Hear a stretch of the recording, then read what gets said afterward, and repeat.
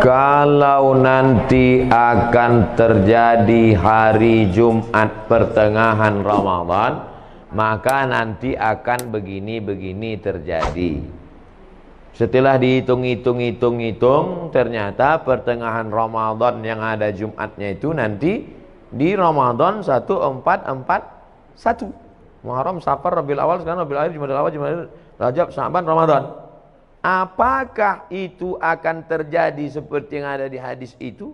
Wallahu a'lam bissawab. Mana kita tahu, dia belum terjadi. Tapi kita bersiap-siap perlu. Andai terjadi, kita sudah siap. Andai tak terjadi, berarti hadisnya tak sahih, bukan nabinya bohong. Jadi kami siap-siap lah nih Pak Ustaz. Siap lah.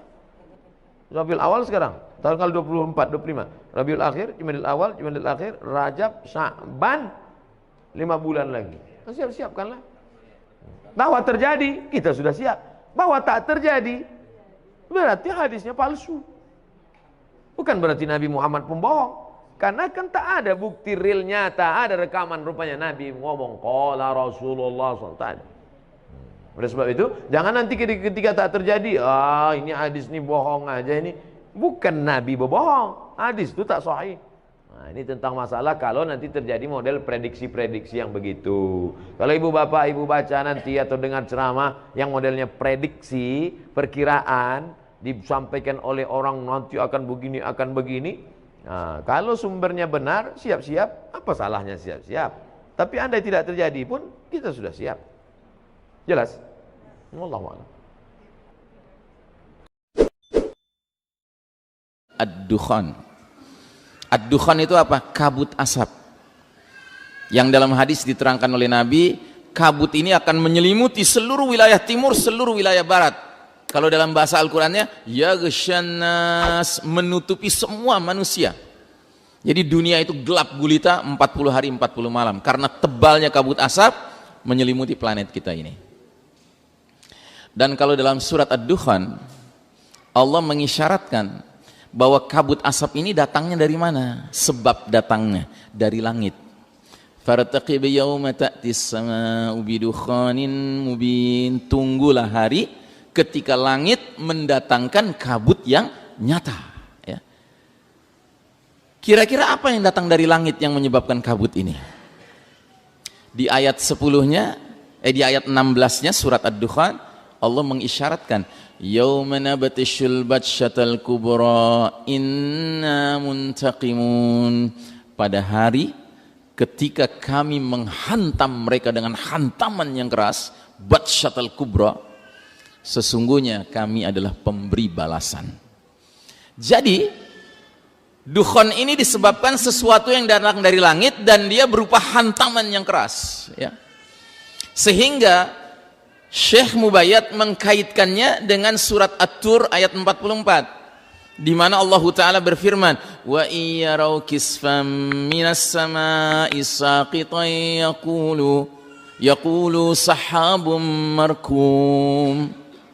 Ketika mereka menyaksikan bongkahan-bongkahan batu berjatuhan dari langit, mereka akan berkata itu adalah awan yang bertindih-tindih.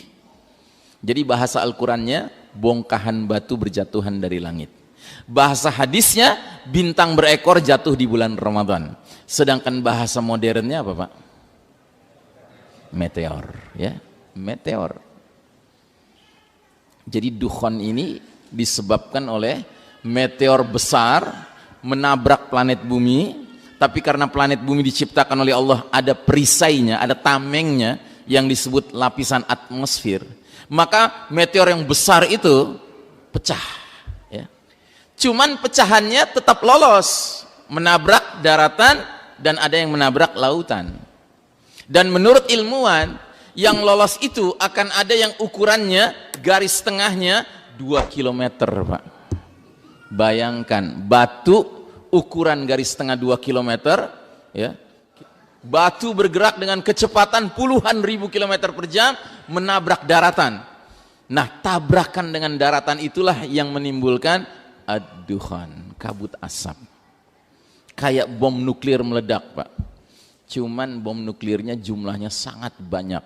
Sehingga ledakannya yang berbentuk cendawan itu, asap cendawan itu terus meluas sampai menyelimuti seluruh wilayah timur dan barat, kata Nabi. 40 hari 40 malam kita akan hidup dalam kegelapan. Ramadan 1441 memang ini jatuh pada hari Jumat, tanggal 1-nya bertepatan dengan tanggal 24 April 2020. Ramadan, pertengahan Ramadan juga jatuh hari Jumat. Ada hadis memang menyebutkan apabila 15 Ramadan bertepatan dengan hari Jumat, itu dikhawatirkan akan terjadi ledakan dahsyat. Akan terjadi ledakan dahsyat di alam semesta yang didengar oleh semua manusia, yang efeknya ini kataklismik, artinya global.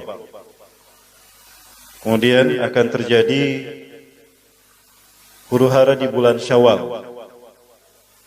Di bulan Zulqa'dah semua kabilah berselisih.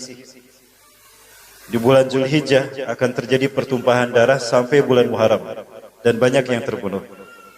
Namun hadisnya dhaif, Bapak. Hadisnya lemah.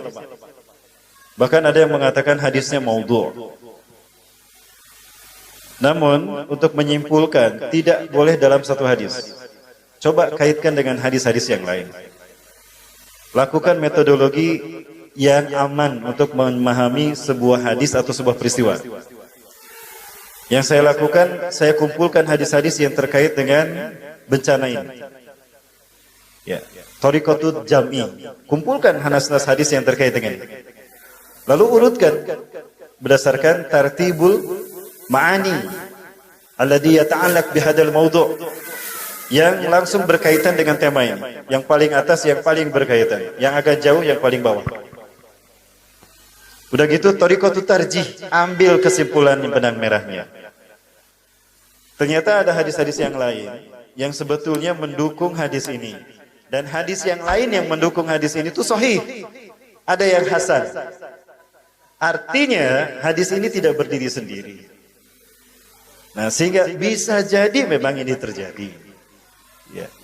Hadis tadi, kalau ada hadis sahih yang sejalan dengan ini, maka ini bisa jadi hasan li ghairi, naik derajat.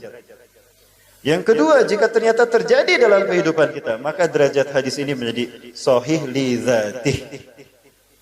Begitu uslub dalam mustalah hadis tentang bagaimana kita mengambil istinbat hukum terkait dengan peristiwa yang disebutkan dalam satu hadis.